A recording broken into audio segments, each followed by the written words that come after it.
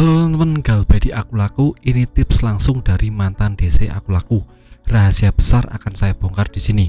Nah, kemarin saya baca artikel di internet tentang mantan developer Aku Laku yang sudah tobat jadi developer dan membeberkan rahasia-rahasianya. Nah, melalui video ini saya akan bongkar ya teman, jadi mohon simak video ini sampai habis. Yang pertama, developer itu punya daftar prioritas penagihan. Nah, apa itu Bang? Jadi umpamanya developer itu punya daftar yang akan ditagih 50 orang. Nah, itu diklasifikasikan ya teman. Yang pertama klasifikasinya adalah besarnya pinjaman dan daerah tempat tinggal. Nah, ini sangat berpengaruh sekali. Misalnya ada orang yang pinjam 10 juta dan ada orang yang pinjam 1 juta, itu akan lebih diprioritaskan yang punya pinjaman 10 juta untuk penagihannya. Jadi teman-teman lihat diri teman-teman, apakah pinjamannya besar atau kecil, itu berpengaruh ke daftar prioritas ini. Dan juga tempat tinggal itu juga pengaruh ya teman. Kalau teman-teman ada yang namanya di penagihan di pelosok dan di kota besar, itu biasanya lebih cepat atau lebih diprioritaskan yang ada di kota besar karena mudah dijangkau dan cepat sampai ke rumahnya. Itu daftar prioritas ya teman. Jadi teman-teman wajib tahu apakah teman-teman punya pinjaman besar, apakah teman-teman di kota besar atau di kota kecil, itu sangat berpengaruh sekali. Nah, itu yang pertama ya teman. Untuk yang kedua, DC itu tidak boleh atau tidak berhak melakukan tindakan-tindakan yang menjurus kepada kriminal atau yang namanya penagihan kasar. Nah, ini sudah diatur melalui Undang-Undang OJK nomor 10 tahun 2023 tentang penagihan developer. Developer itu tidak berhak menagih, mengintimidasi, berbuat kasar kepada teman-teman karena sudah ada undang-undangnya. Jadi jika teman-teman merasa diintimidasi, merasa diperlakukan kasar, teman-teman bisa langsung adukan saja. Nah, di kolom deskripsi saya sudah cantumkan nomor WA OJK dan ada link untuk emailnya tentang pengaduan. Teman-teman bisa adukan saja jika teman-teman kena yang namanya intimidasi atau perlakuan kasar developer. Itu wajib teman-teman ketahui ya teman. Jadi saya cantumkan link di deskripsi, teman-teman bisa langsung saja adukan. Nah, untuk yang ketiga, setelah lewat 2 bulan maka intensitas penagihan developer akan menurun ya teman, karena developer dinilai sudah menyerah tentang penagihan ke rumah teman-teman.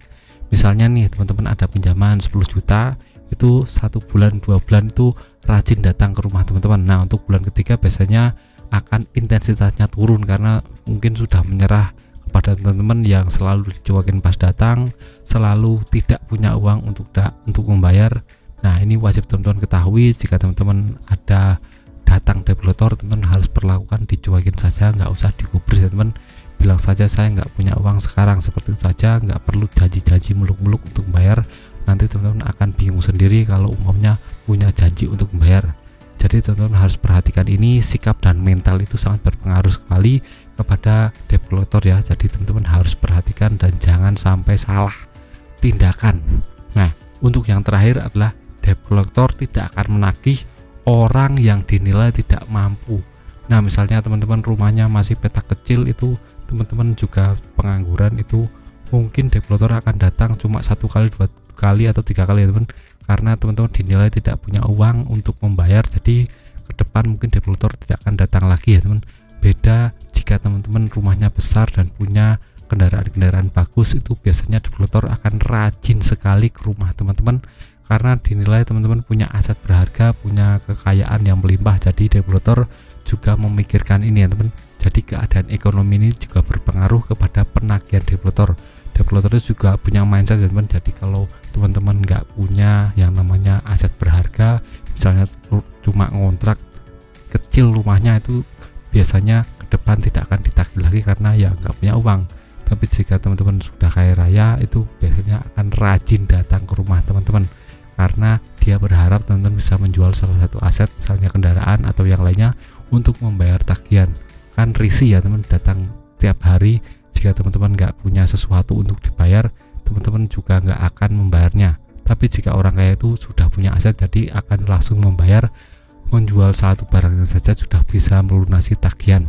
Nah, itu saja 4 rahasia dari developer pinjaman online yang saya beberkan dari mantan developer Aku Laku. Jika teman-teman ada pertanyaan lain atau ada keluhan seputar developer, bisa tulis saja di kolom komentar, nanti akan saya balas ya. Itu saja video dari saya, semoga bermanfaat. Tetap semangat kehidupannya lebih baik.